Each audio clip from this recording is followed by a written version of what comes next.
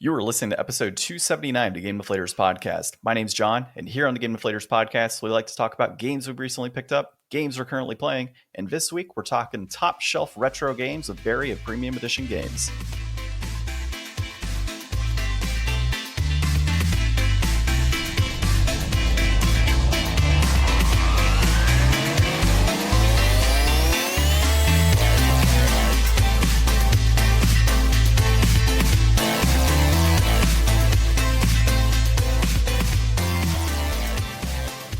Barry, how are you? I'm doing great. Thanks so much for having me, John. Appreciate it. Obviously, Ryan's not here with us on this episode, so he is missed. He will likely hear this episode at a later point in time, but we're hoping that he'll be back in the near future. So for all of our listeners out there, he will be back at some point. Before we dive into Barry's reminder of who he is, I think this is number 8 on the podcast. So if you haven't heard Barry before, then there's lots of episodes that Barry's on. But on this episode, we're going to talk about a grandma who's kicking ass in Fortnite, players that are trying to complete Mario Maker for the Wii U before servers go down, and Sony is hinting at a shift with the PSVR2. Barry, let's let the people know again who you are, a quick reminder, and then we'll talk about what you have news-wise in the discussion topic for today's episode. Yeah, so for those of you that haven't heard me before, my name is Barry Carenza. And for those of you that have heard me, it's a pleasure to talk to you once again.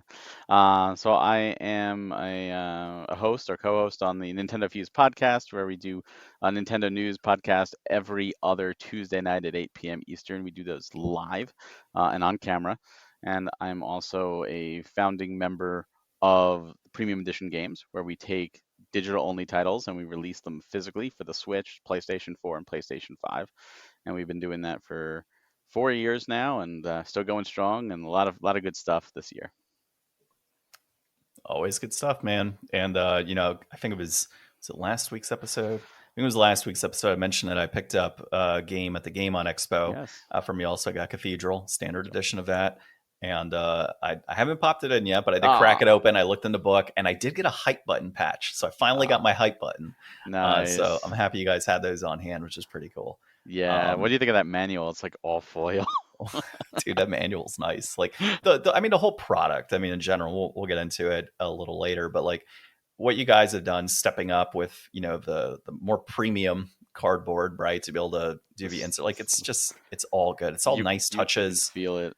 Yeah, it's just everything's like such a nice touch for an indie game that's being produced, right, and put on the shelf. So always appreciative of the work that you guys do with that. Well, talking of pickups, so I didn't have any video game specific pickups, and actually you'll find on next week's episode in my interview with Charles Moisant of Silver Phoenix Entertainment is I did get technically the Bramble and the Mountain King on PS5. I ended up getting that, so most likely I got it a couple days ago. I think it gets in today technically, and then I'm going to talk about it more next week on the episode with him, in addition to some of my currently playing, which I'll kind of say here as well. So you'll hear the same thing most likely next week in regard to that. But I did pre-order last night Vecna Eve of Ruin, the new campaign that's coming out for Dungeons & Dragons, which will be part of their 50th anniversary. So I'm really excited about that. I got the alternate cover. It's got the hand of Vecna on the front of the cover, which is pretty badass. So I'm really excited about that. I'm a little upset, though, that they're utilizing D&D Beyond for like all pre-orders to get the prequel of that campaign. So the Vecna campaign is supposed to run like levels 10 to 20 is the overall campaign. And there's like a prequel that goes like either levels 1 to 5 or 5 to 10 or something along those lines that sets the stage for, the full-blown Vecna campaign that's being released. And it's just kind of upsetting that they're like, yeah, you can get on D&D Beyond. I don't want to go digital with it, right? Like I want the physical book. And a lot of that kind of stems from, if you look at everything that happened with Wizards or Hasbro, where they had all of the changes and everything else that was happening and people were getting pissed off and, we're going to go all digital. We're going to do all sort of crazy stuff. If I have physical books, I don't care if you go digital because I got the physical copy and I can play wherever I want, whenever I want, no internet connection, nothing needed. So it's a little upsetting that that's like an exclusive for the digital pre-order. From what I understand, I did pre-order just in case. They're like, here's a link to a digital copy, but I'm not going to keep my hopes up on that. Can you Um, print it? Like if they do give you a digital, can you print it and make your own physical book? I would assume so. Why not at least do that? That That's would be the plan. So I think what I'll do is like, because it's being offered exclusively, my hope is that like somehow I come across it, like a PDF copy, and then I'll do exactly what you said. I'll make my own spine. I'll get it printed. There's a number of companies out there that do pretty cheap printing and like nice hardcover books, and like the glued black paper insert on the inside of a book, like all of that nice stuff. So it can be a little pricey, but I mean, if I want a nice physical copy for something that's a digital only product, I will absolutely go that route. In fact, I was going to go that route for my Strixhaven campaign I'm currently running, where I was going to take supplemental materials that people had made and then just print that into a nice physical book to have like Strixhaven, my supplemental guide that I could flip through a lot easier than like, dude, it sucks. Like every time I want to do something for this campaign and I have to go through supplemental guides, it's like, okay, let me go into my files on my computer. Oh yeah, I have 5 hard drives. Which hard drive has my files in it? And so it's like literally my hard drive goes from like C all the way to like I think it's I or K or L. Like it's way up there in terms of hard drives, and they're all terabyte drives, which is even worse. So yeah, it's like folders upon folders upon folders of just like physical stuff that I've got on there, different designs and everything. And yeah, so it just sucks every time I have to go through that. And just having that physical guide would be fantastic. But I don't think my printer personally wants to go through that. And I also just, yeah, it's just one of those things like the thing I have to be mindful of is, has it been set to print format? Right. And so if it hasn't, then I got to go in, I have to add a bleed, and I've got to go ahead and add in my trim and all of that good stuff. And it's a mess. I mean, you deal with that stuff, right? yeah, With some of the yeah, stuff that you guys print. So um, that's where things stand on that. As far as what I'm currently playing, I am still playing Tales of Symphonia. great I game, am. Have you beat that one? I'm assuming. great game. Yeah, Yes. great game so far. So I got to Tetheala Oh, okay. recently. So I think so. That's right after they go to the tower, and Mm-hmm. it turns out Kratos is actually working with the designs and all of that good stuff. Mm-hmm. Yeah, so I was like, plot twist that I was Plot not twist. expecting. I'm like, this is awesome. And then I can't pronounce the dude's name for the life of me, but the other angel, I'll do the quotations on angel Oh, since they're not technically, yes. they're elves that have been given whatever to turn into angels. Yeah, he comes out as like, oh, I'm also the leader of both the designs and I am the leader of the Crucius or whatever. I'm like, what? I'm like, what the hell's going on here? And I'm just like, and then of course they leave it that little cliffhanger where Kratos is like, he's like, don't die, Lloyd. And he disappears. I'm like, I'm like, what Yeah. the hell? I'm like, Yep. something's going to happen here.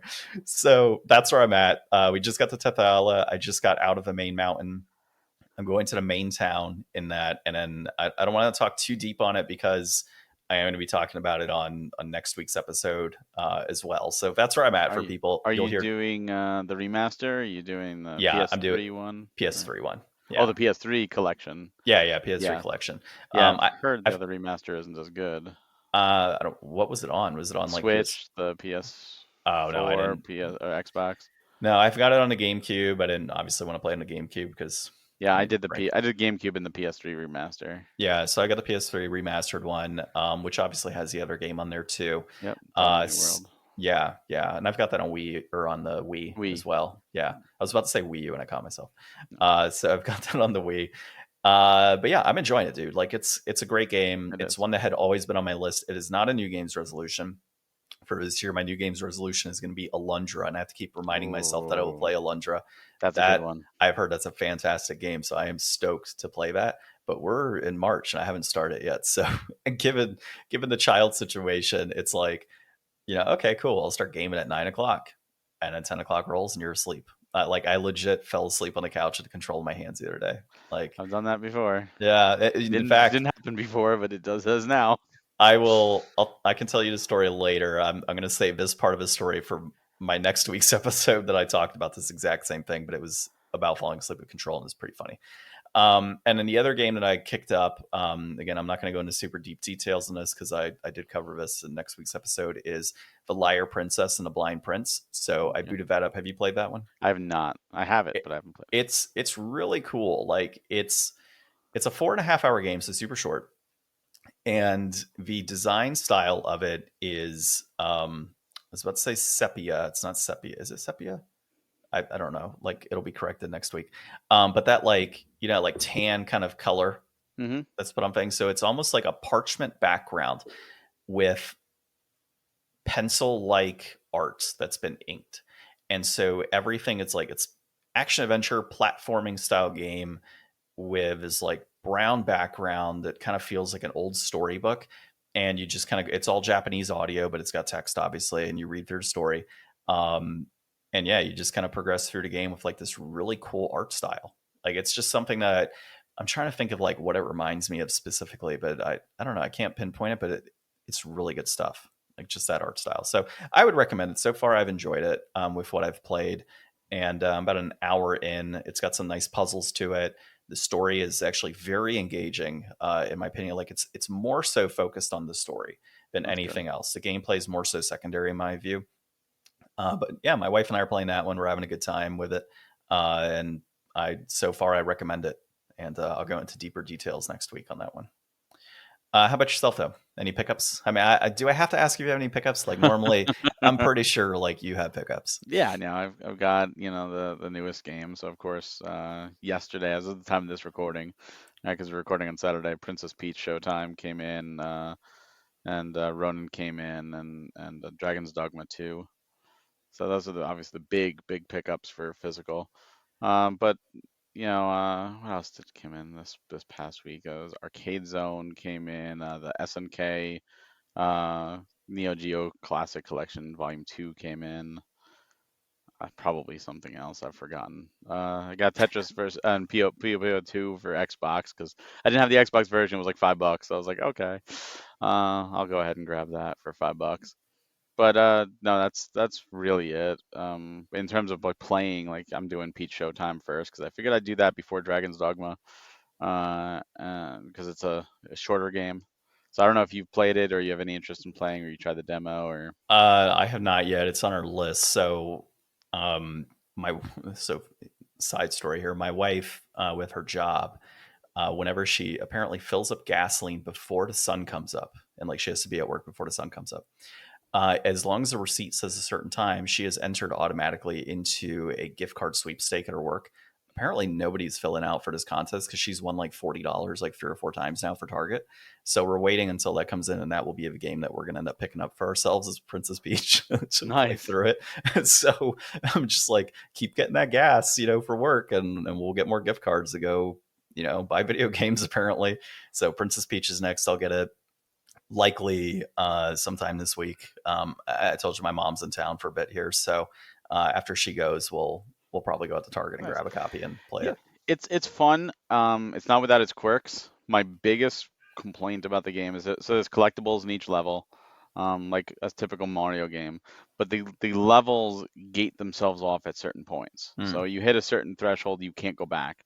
And like it'll tell you like, oh, you've got the fourth collectible. So if you got the first two and you get the fourth, you're missing the third, but you can't go back. Like in a Mario game, it's like, oh, I need let me go back a bit and try to find where the hidden thing you can't. You have to replay the level. Okay, that's not terrible. But then the cutscenes are non-skippable. And the Oh, and the levels are set up each level is set up like a stage play. So there's constant story for each level and there's all these scenarios and you're forced to rewatch everything ouch. again. And like the first time it's fine, but like the second time it's like I'm talking like some segments are 45 seconds, a minute and a half worth of stuff where you can't do anything and you're just like and then you go play through and you have to jump and grab this and you miss your jump. Now I got to restart the whole level and redo it again. It's like, oh my god, it's frustrating. Some things are tied to mini games and you have to do the mini games perfectly, and if you don't, tough. And if it's the end of the level and it's the mini game, tough. You got to go the whole thing again. So that's my Ouch. biggest complaint about it is, and it could be super alleviated by just allowing you to skip cutscenes, like push start, skip cutscene, go to the action. Well, so they did the same thing with Crafted World, didn't they, for Yoshi? Very similar to where, if I recall, I mean, we beat that game, my wife and I, but if I remember correctly, levels did cut off at some point in time. Like, it wasn't necessarily like, oh, you're done, you can't go back type of thing. Like, it was very much called out, or like in that respect, but like you kind of knew, like, I don't know, let's just say, for example, like you're on a train of some sort and you Yep. drop down, like, I can't go back now to go do that. Yeah. So yeah, that. I feel you on that. Well, it's I'm good feel. It's the same company, so it makes sense. yeah, yeah, Same developer. yeah, yeah, That seems exactly what they're trying to do. And yeah. like I said, the story's cute. Well, I mean, I feel you. I meant like I feel you on like the painful side of Oh that, yeah, no, right? no, Like I'm absolutely. I'm not a fan of that approach either. I Mhm. don't like I'm to your point. I'm so used to in Mario going back in a level, collecting things like, oh, that looked interesting, or oh, I want to go this route and see what happens. Okay, cool. I finished that. Let me go back up and let me complete that last thing that I was Yeah, gonna do and come back to it. Like you have that type of flexibility in most Mario games. So the fact that you don't in something like this really does suck. and it's again, it's not like the levels are terribly, terribly long, but it seems like they uh they just drag it out by Yeah. doing this. And you don't need, the good news is you don't need all the collectibles. At least I haven't gotten to the end of the game yet. I'm still working my way through. But like for example, there's the first each like costume gets 3 levels.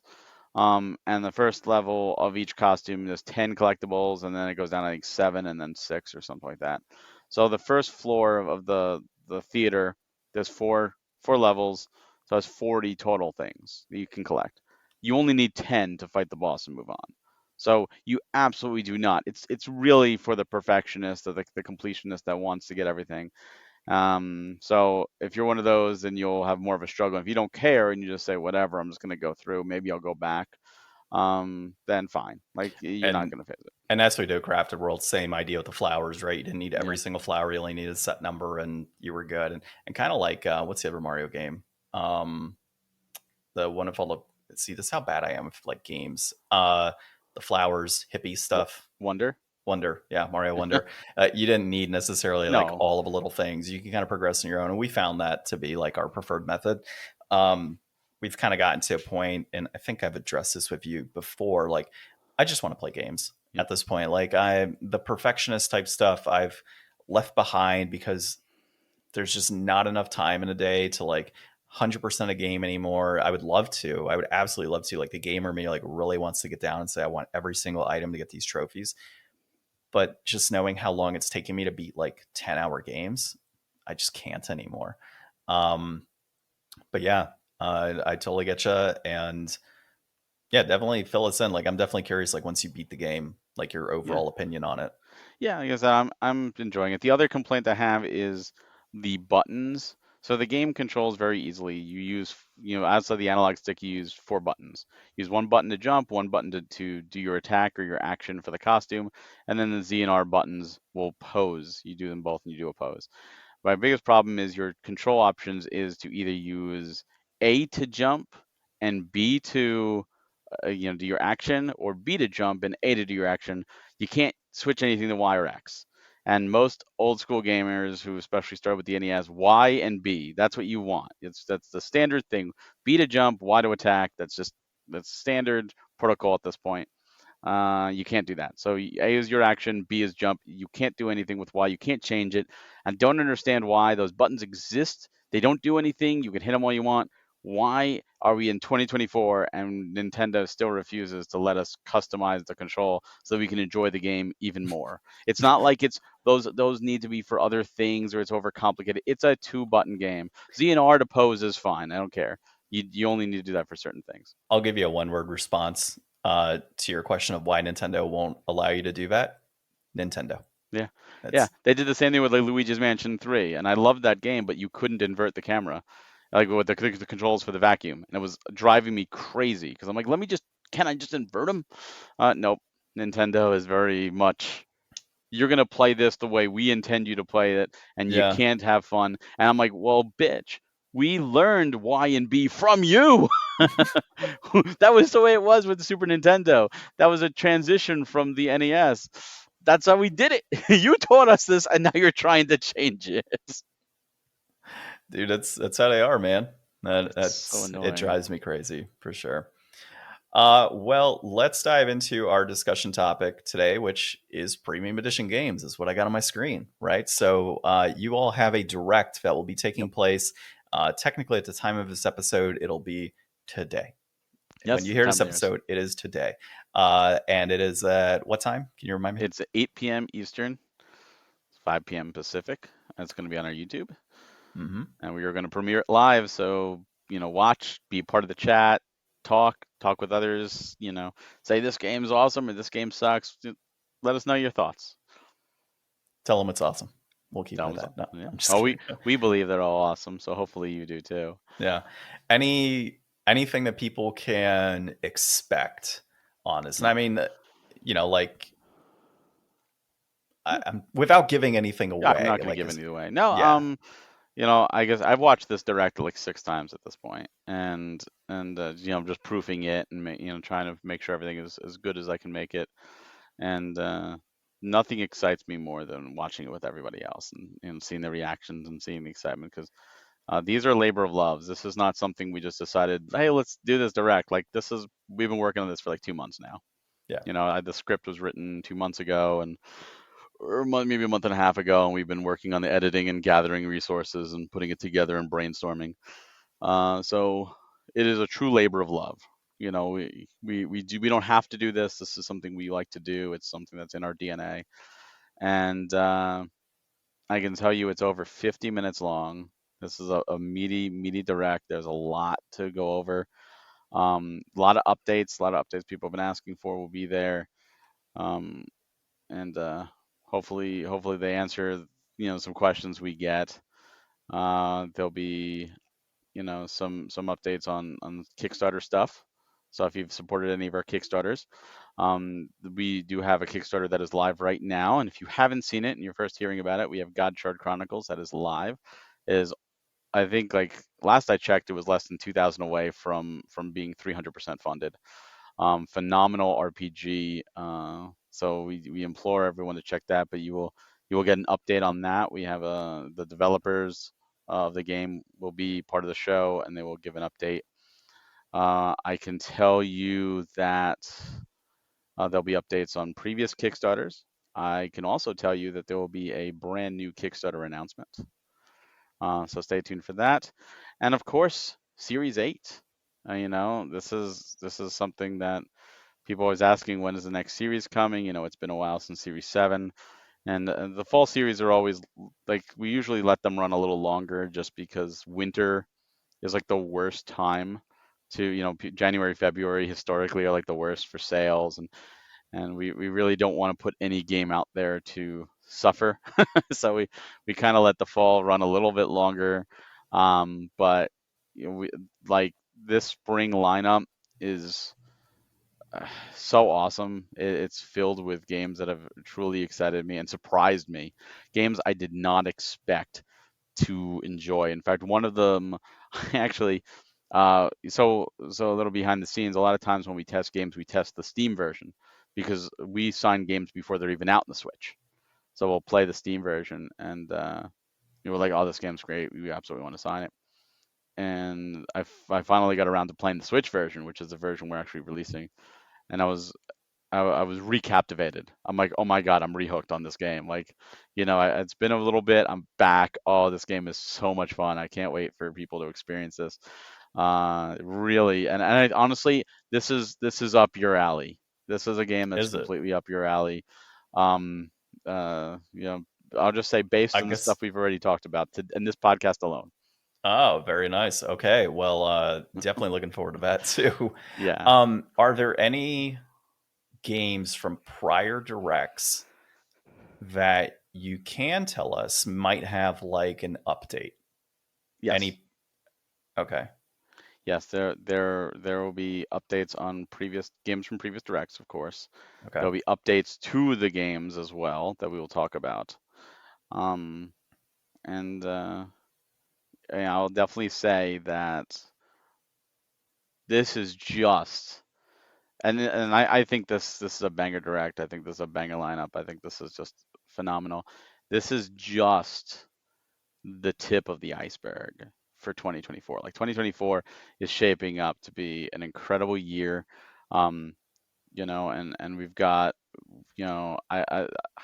I will say that the hype button finds its way back again. It just does, and I am very hyped for what that hype button might show us. Sounds So pretty Amazing. It does sound pretty amazing. No, these things are always just a blast, and it's as much as they're great for the fans and those watching, the developers have really like gotten more and more involved, and they're really loving the idea. And the more we talk about, they sometimes they say like, "Oh, can I see? What are you talking about?"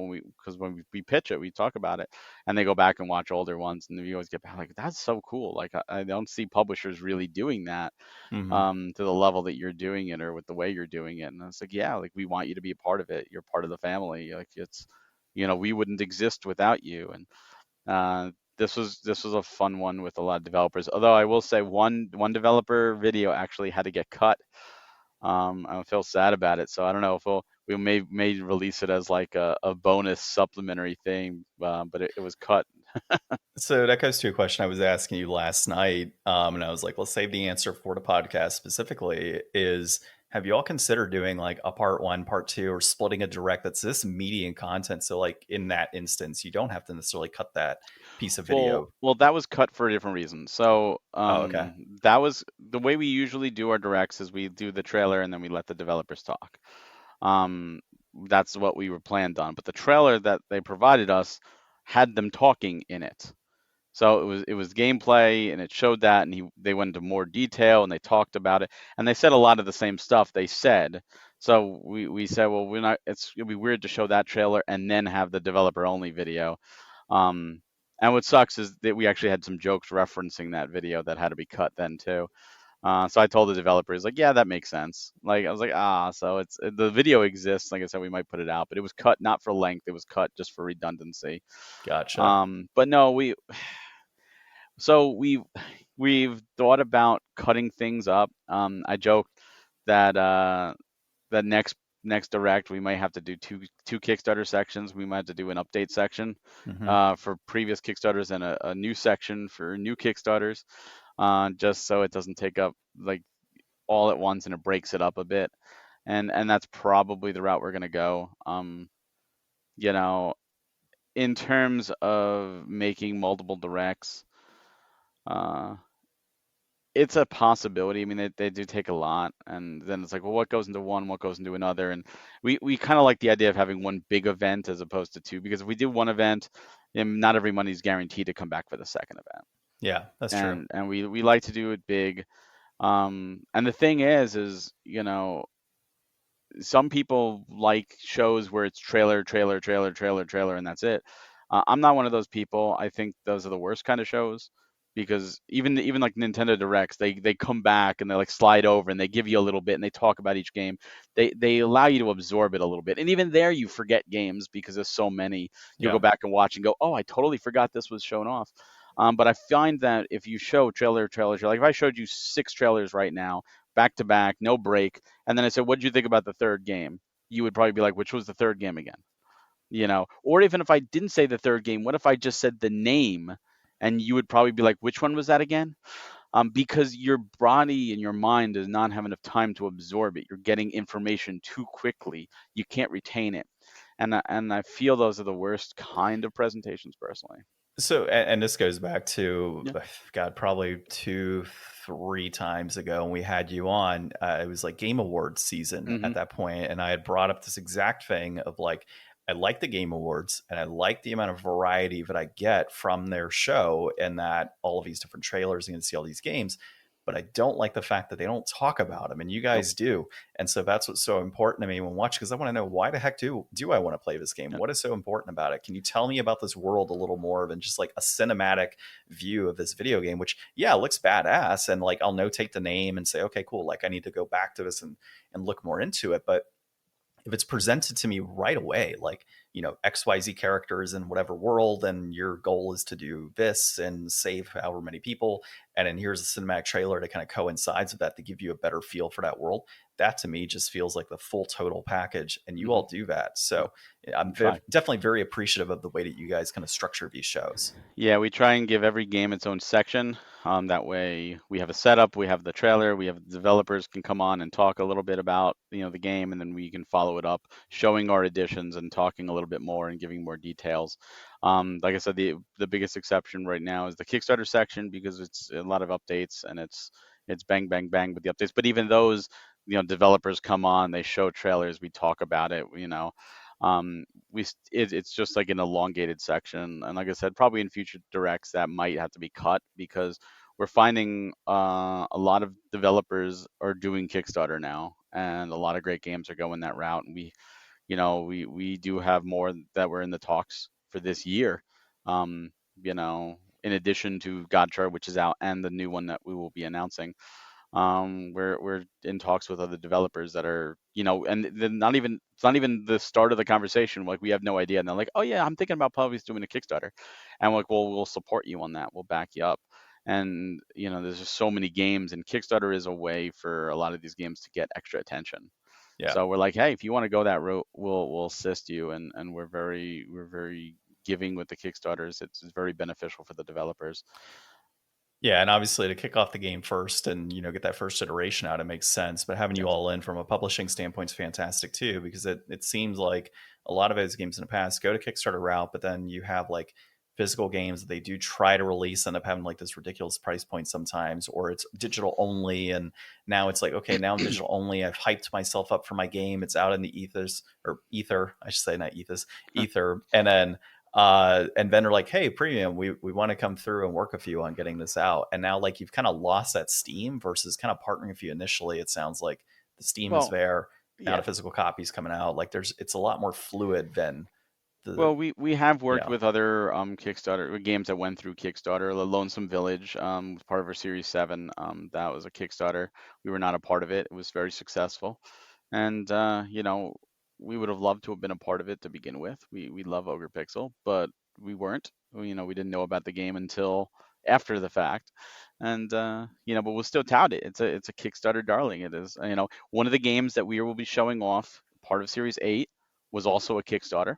It was not with us. It happened beforehand. It's a critical darling, and it absolutely did extremely well on Kickstarter, and we're proud of it, even though we weren't a part of it.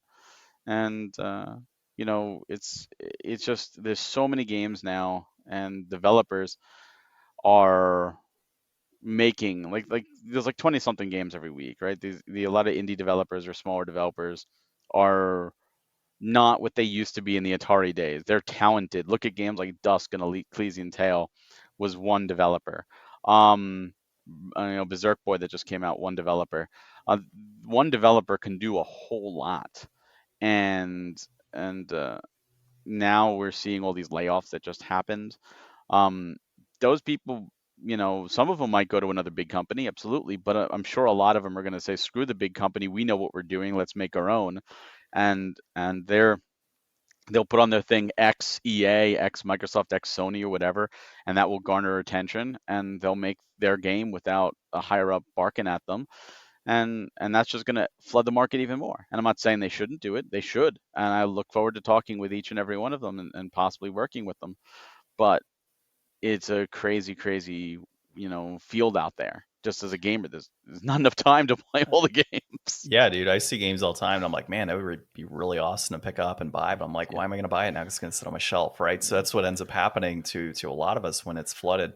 But I had that same conversation in regard to like the layoffs. I think it was with Will of the PS2 Ain't Dead podcast a couple weeks ago. We were talking about that while these layoffs suck Hmm. in the long term, it is good for gamers specifically because it does open up opportunities for more indie games to come out. Yeah, like you said, they're going to go to other big companies and kind of jump in. But a lot of those guys, to your point, are going to say, screw it. I'm going to make my own Yep. game or I'm going to join another small team of developers that have But been laid off.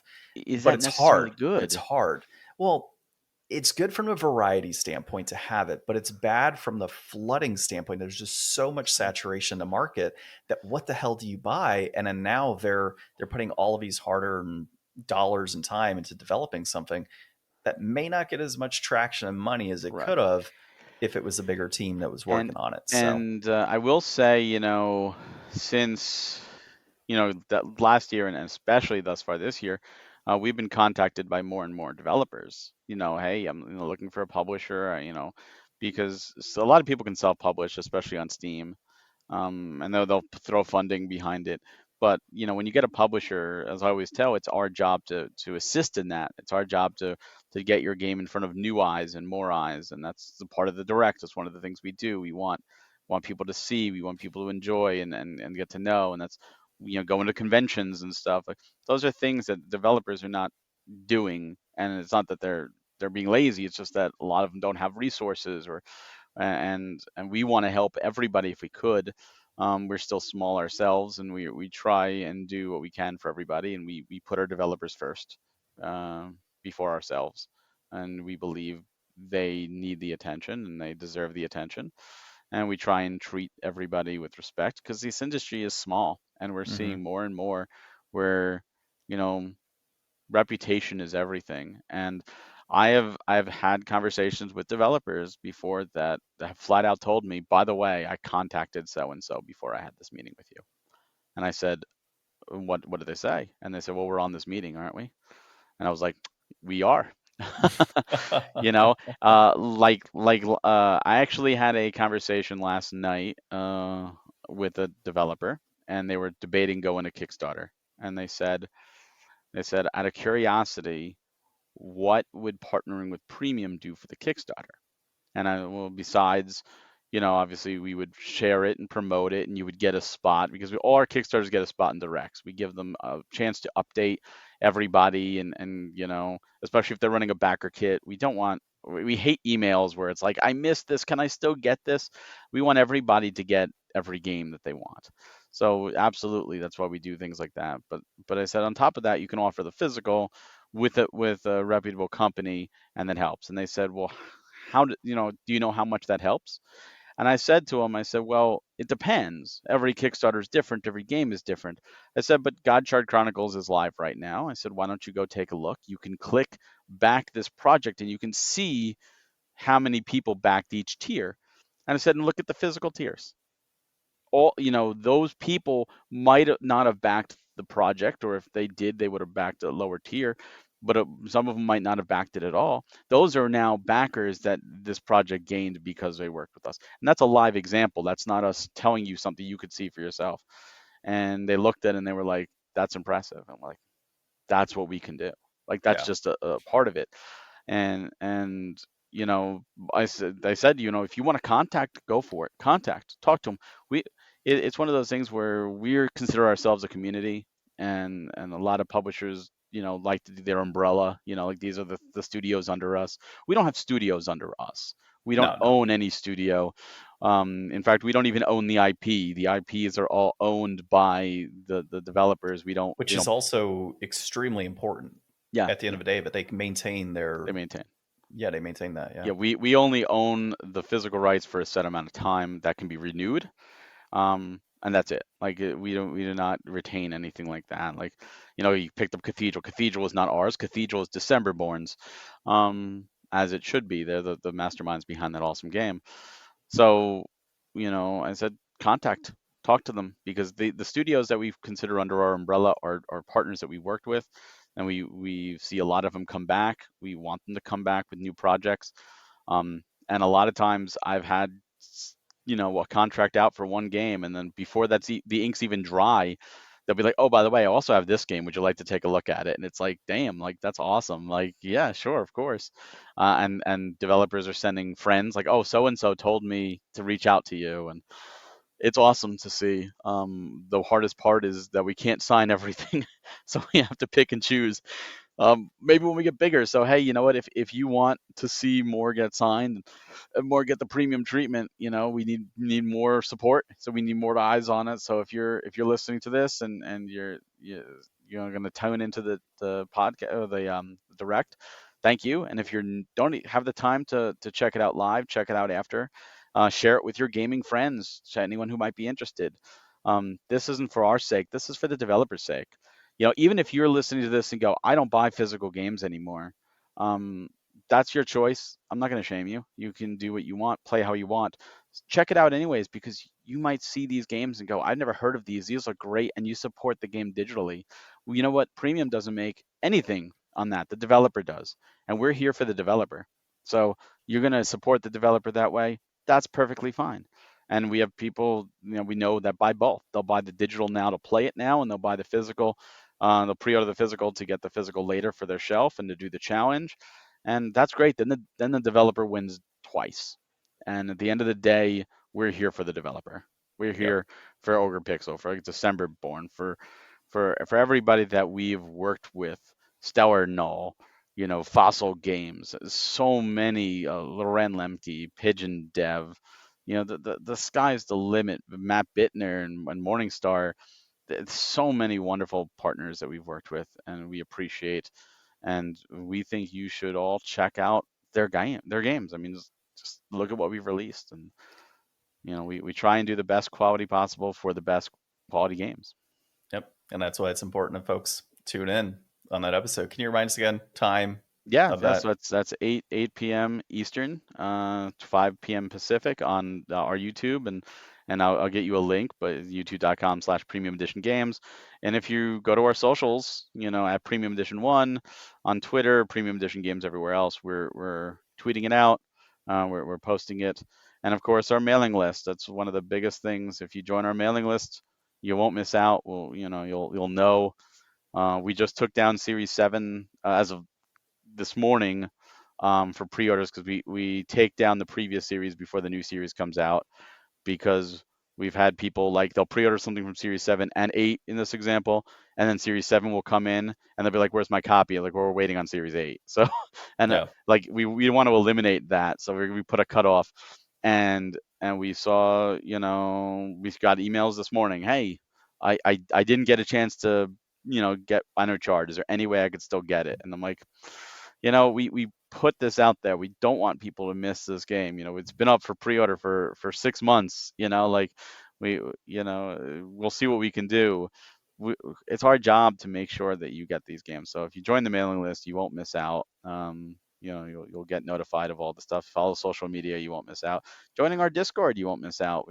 And that's the cool thing, is we got our developers even in the Discord, so you can talk to the developers that have worked on these games. You can ask them questions. You can poke them.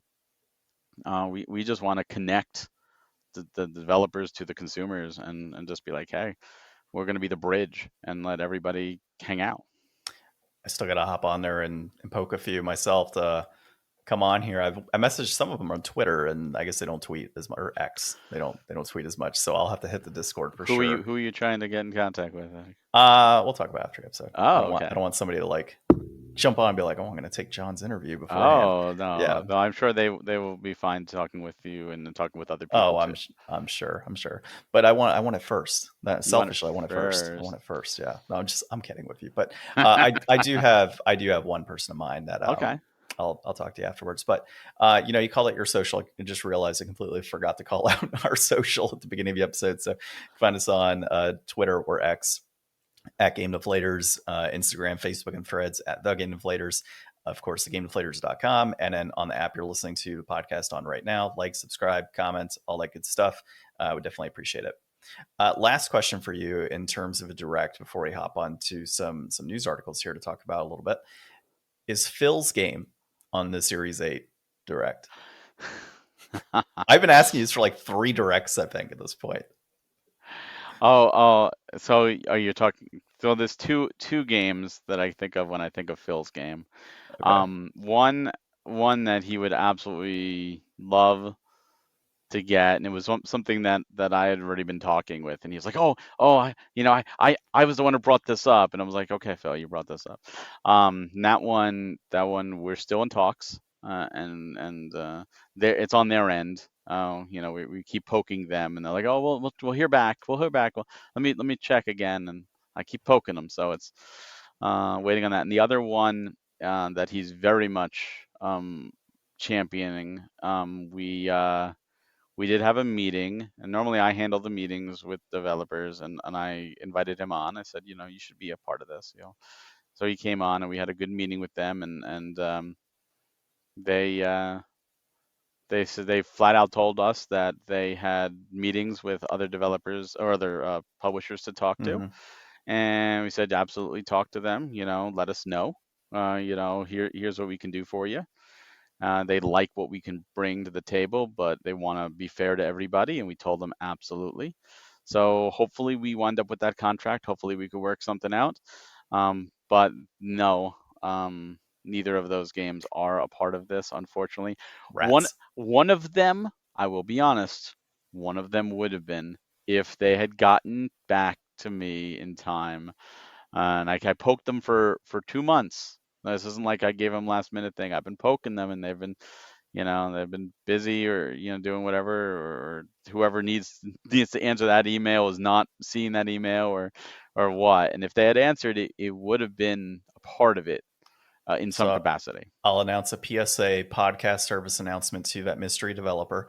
If you were listening, and I hope you are, sign the paper so we can get you on Series 9. So I can finally learn after 3 directs who the heck it actually is. No, I can say this: Series 9 is virtually set, and I say virtually set. Series 10. Just kidding. No. But if they signed the paperwork, we would include them in Series 9. So, mystery developer, you heard it here first. You heard it here first. You're going to be added if you sign that paper. We will make it happen. Yeah, and then you'll make me happy because as you can tell from every time Barry is on and I ask about Phil's game, clearly Barry is not telling me in side conversations that are off the record who this is. So yeah, you can't exactly. So we don't have an NDA, so I can't. Yeah, there you go. So we need an NDA. That's what it is. If we had an NDA, I could tell you. It might have to happen now, just so I can learn who the hell this is. The anticipation's been killing me for like a year. So, oh man, good stuff, dude. Well, yeah. So everybody listening, go ahead and catch that. If you're hearing the episode, of course, after Monday, the date of the direct, which would be technically Monday the 25th. I had to pull up my calendar. It's a bad name with dates too. If you're hearing this after Monday, 25th, go check out the YouTube, watch the direct recording because it won't be live at that point, and let us know what you think in the comments as well. So, news was like this week, as you put it last night when I was talking to you. Article number 1, Grumpy Grand is age 79 and is a global Fortnite gaming sensation.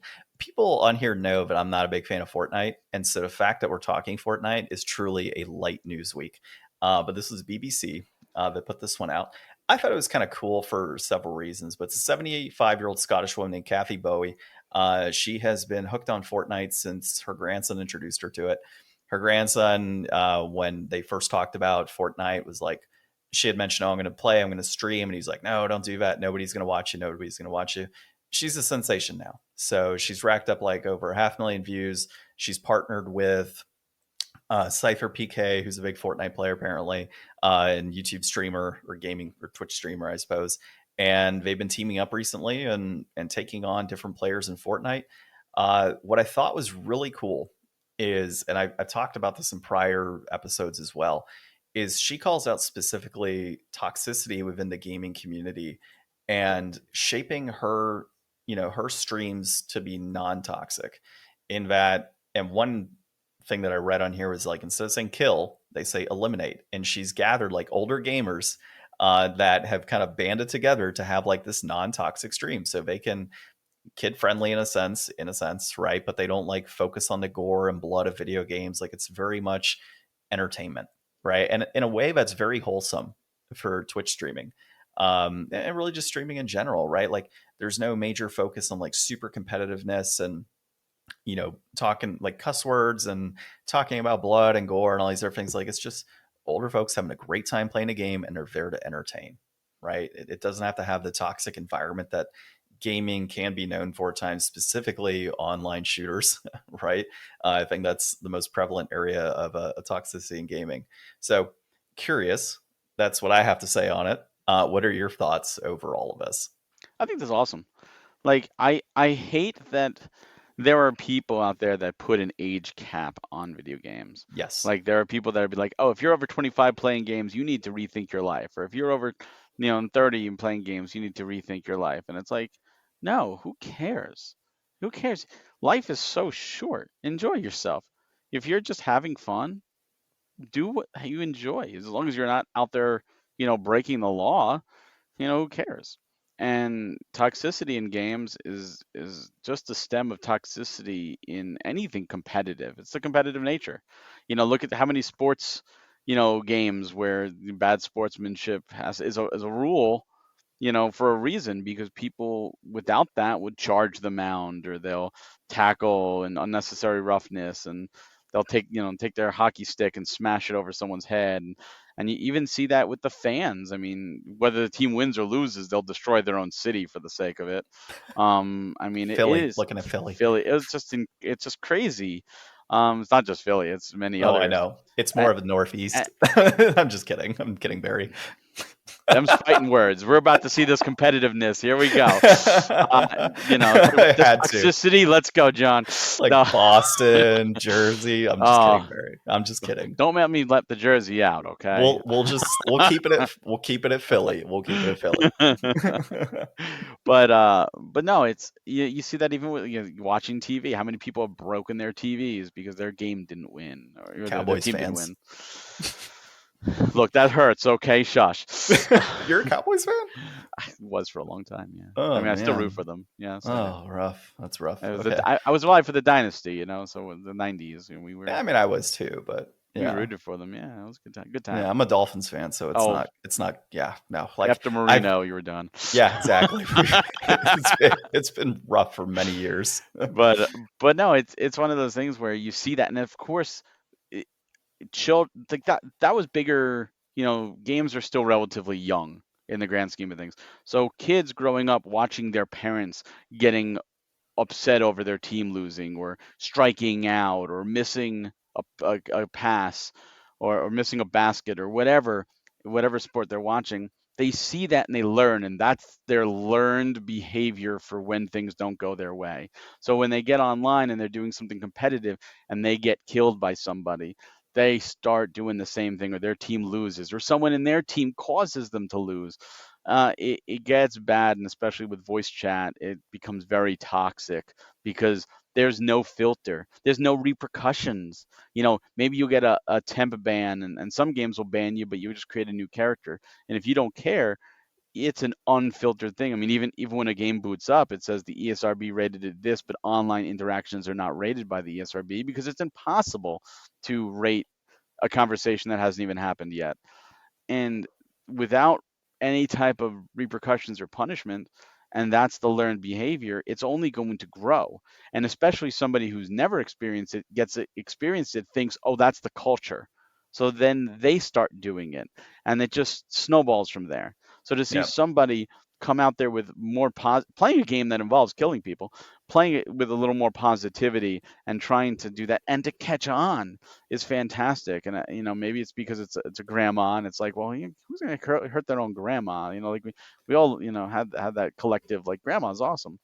And that's great. And you know what? She's 75 and she's gaming and she's having fun, and she's bringing positivity.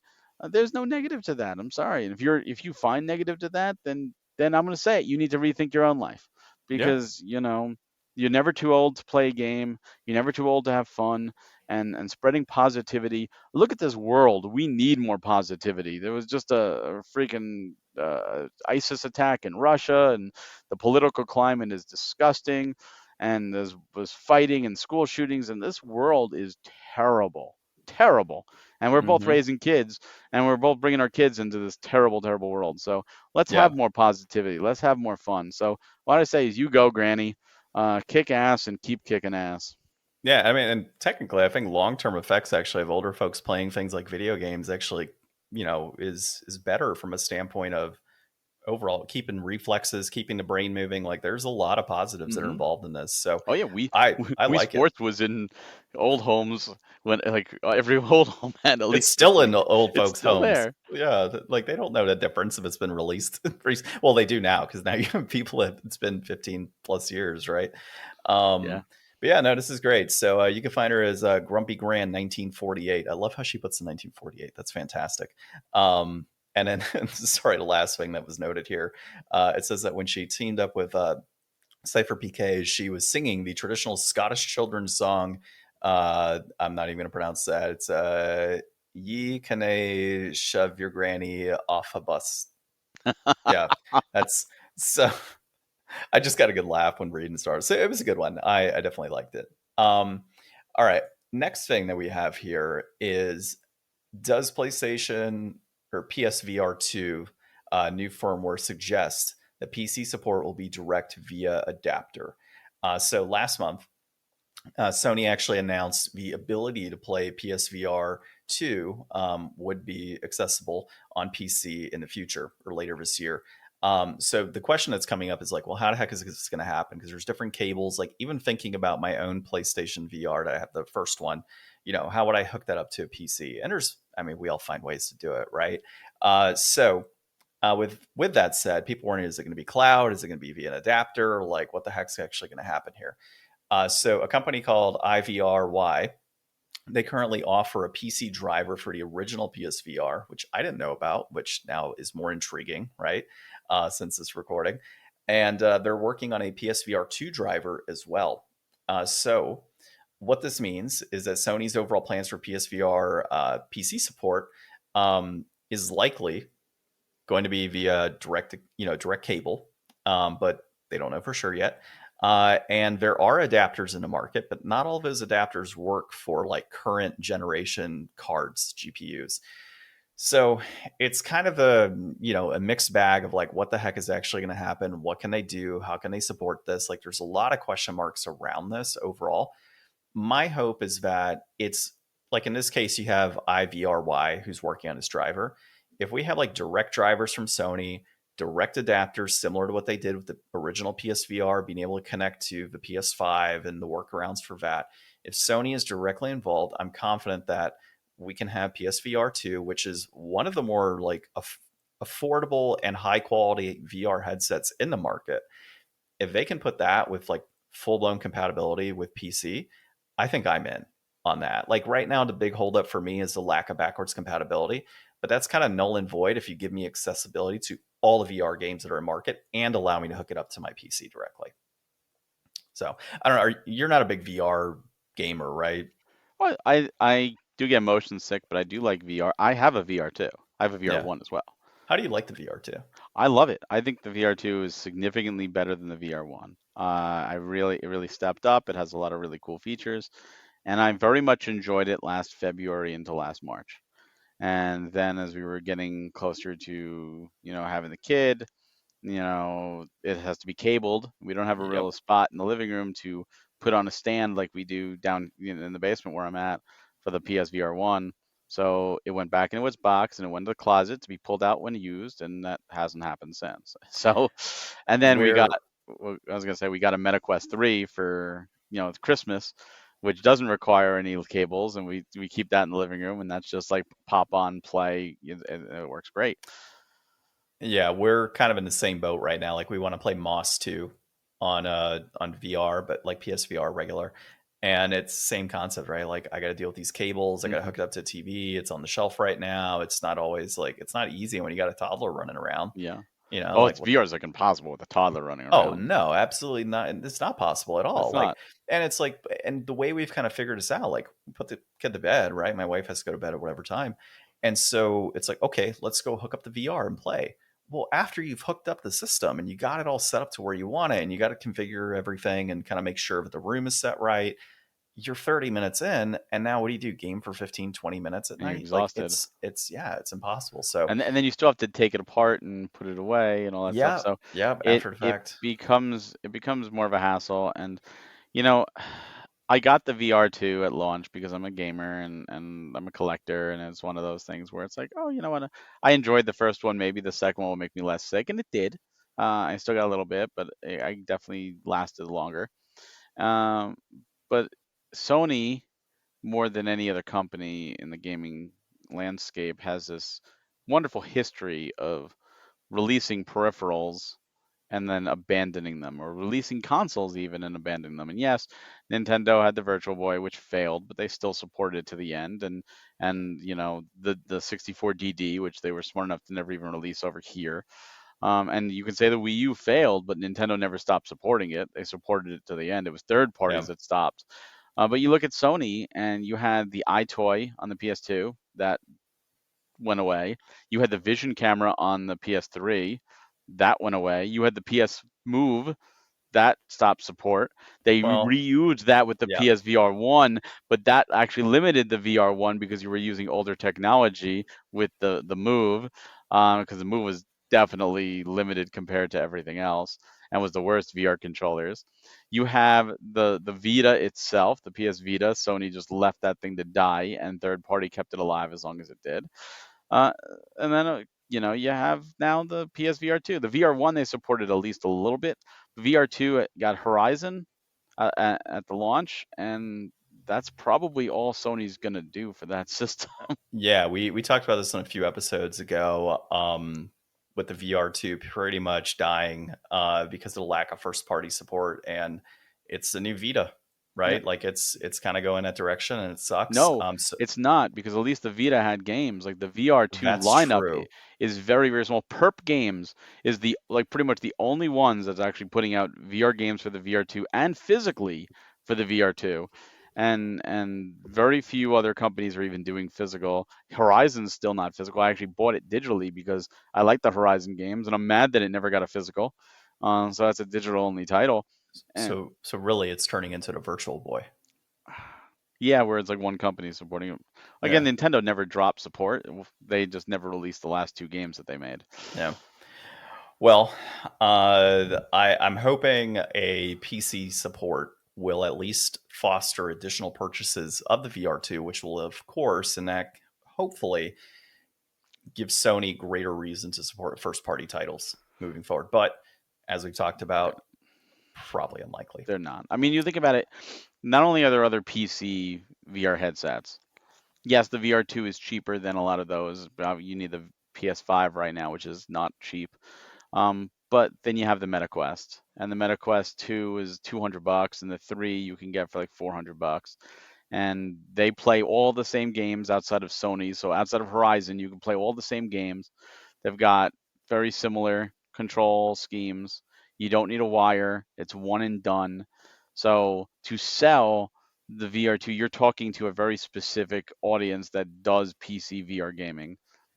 Well, and then you'd mentioned, Horizon, right? Outside Horizon playing that, given Sony's current direction of putting games on PC, could we see Horizon, be a PC release, which then in that case, the MetaQuest does play Horizon, right? And so now Correct. you have zero reason at that point to get up. Yeah. So I see what you're saying for Yeah. sure.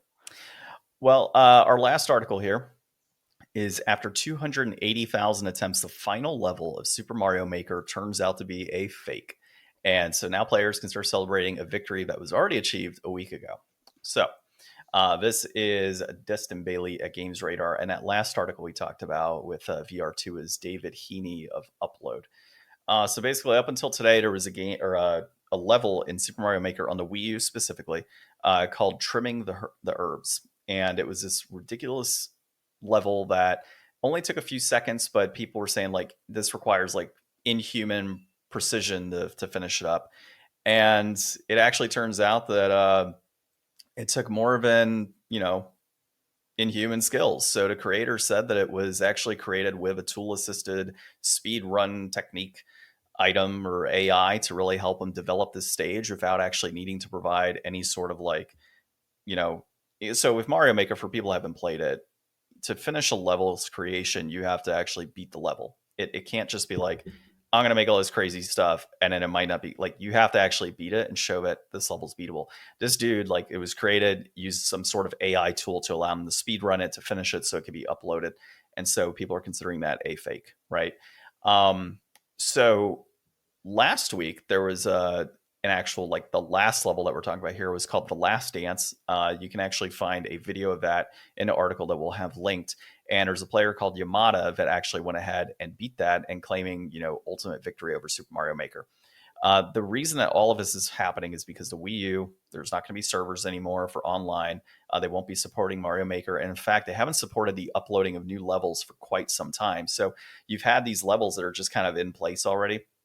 And it's like, okay, that's all the levels that are available. So if you want to beat every Mario Maker level, you have until I think it's April 8th is what they have on there to jump in, beat as many levels as you can, and that's it, right? There's no, now that this guy Yamada has completed all of the Mario Maker levels, he, it's like winning Tetris for the first time and getting to the broken screen, right? Like this dude's done it, and soon it'll be a very limited pool of folks, I would imagine, because you got to figure once these servers are gone, right? Like what happens to a lot of these levels unless they're on your system, or already loaded in or however that may be. It's been a while since I played Mario Maker, just FYI. I played it when it first came out, played a number of levels, enjoyed it, put it down, never jumped on it again. Um, I don't know. You and I have talked digital for probably the last 2 years, right?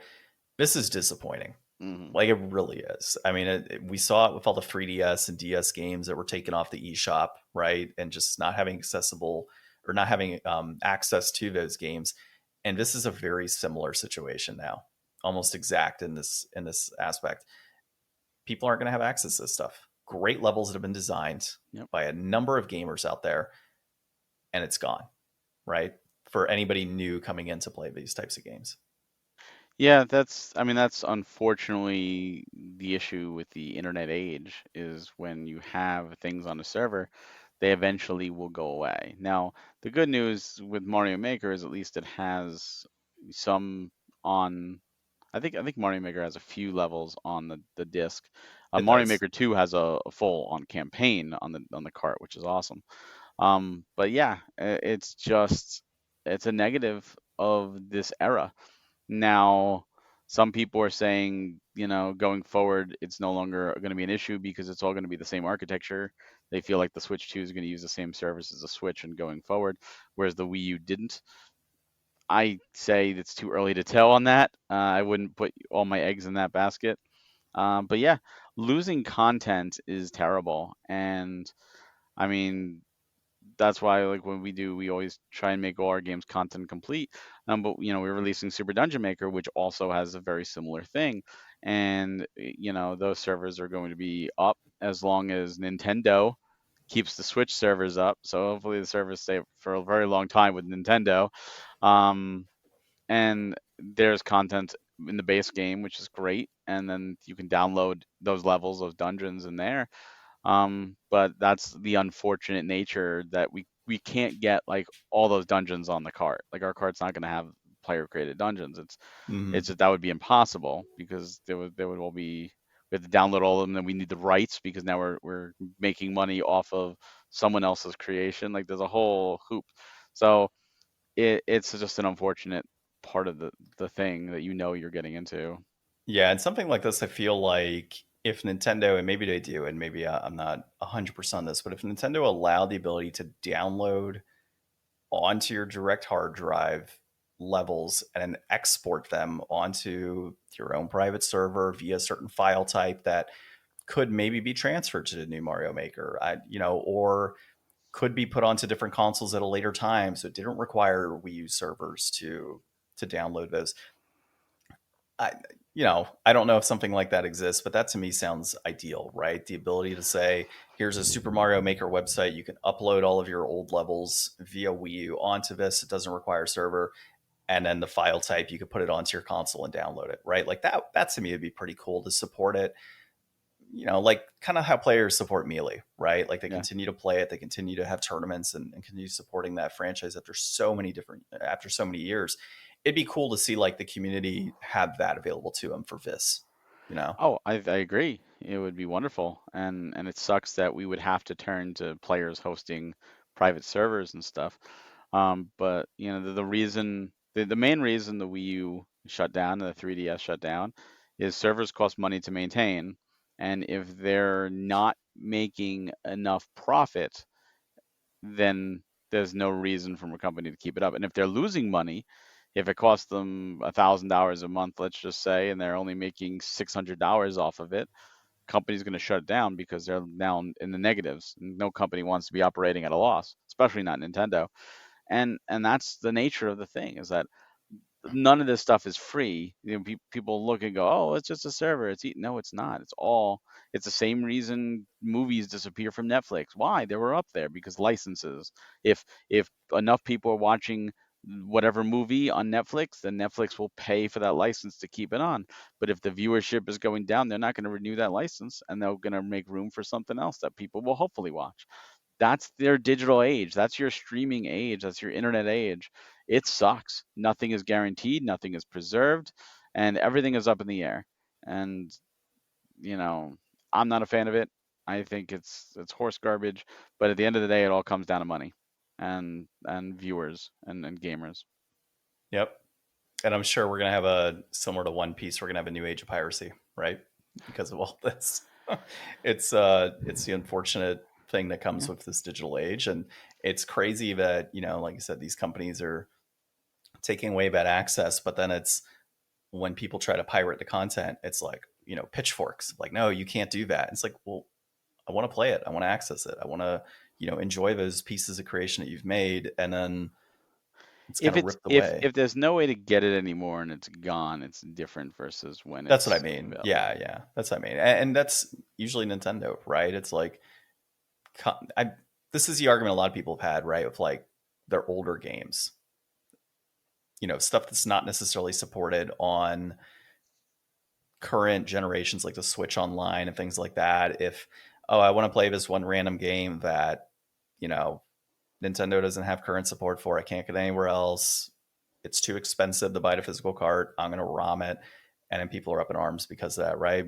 That's obviously a very low end version of that. But yeah, I mean, I can kind of see it being an issue down the road for a lot of these companies as we kind of progress in this digital age of content just kind of disappearing, right? Well, that's where I think these companies are switching to a more of a universal architecture. Like we see the PS5 backwards with the PS4 and with the even the Vita, and I think the PS6 is going to be the same thing where you can play your PS4 games, physical and Yeah, digital, on hopefully. that thing. And I think we're going to see the same thing with the Switch. I think the Switch 2 is going to be playable with all Switch games, and all Same. those downloads are going to carry over with your Nintendo ID.